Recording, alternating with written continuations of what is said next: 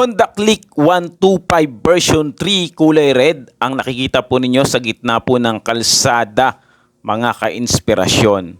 Kaya naman po napakadelikado po talaga ng isang rider kapag tayo po ay bumabiyahe. Kaya ang lagi po nating bilin ay makapag-ingat po ang bawat isa po sa atin. Napakahalaga po ng pananalangin. Pero yung nangyari po na yan, mga ka-inspirasyon, sa C6, yan po ay naganap noong mga nakaraang buwan.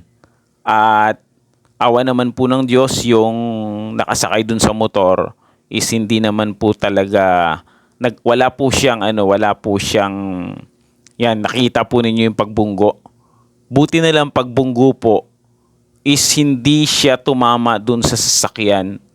Humiwalay po siya kaagad. Kaya yung pagtalsik po niya, yan, nakita po niya, nakatayo po kaagad siya. Ayan, siya po yan.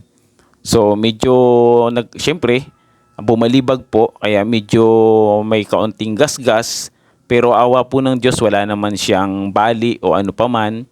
At naganap po yan halos 2 buwan pa lang yung motor, kaya bagong-bago po yan, mga ka-inspirasyon.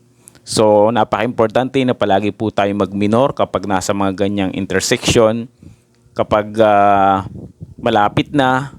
Kaya minor lang po tayo, mga ka-inspirasyon. Sana po ay nagsilbing aral po sa atin yung mga pangyayari po na nakikita po natin o napapanood natin o mga nababalita.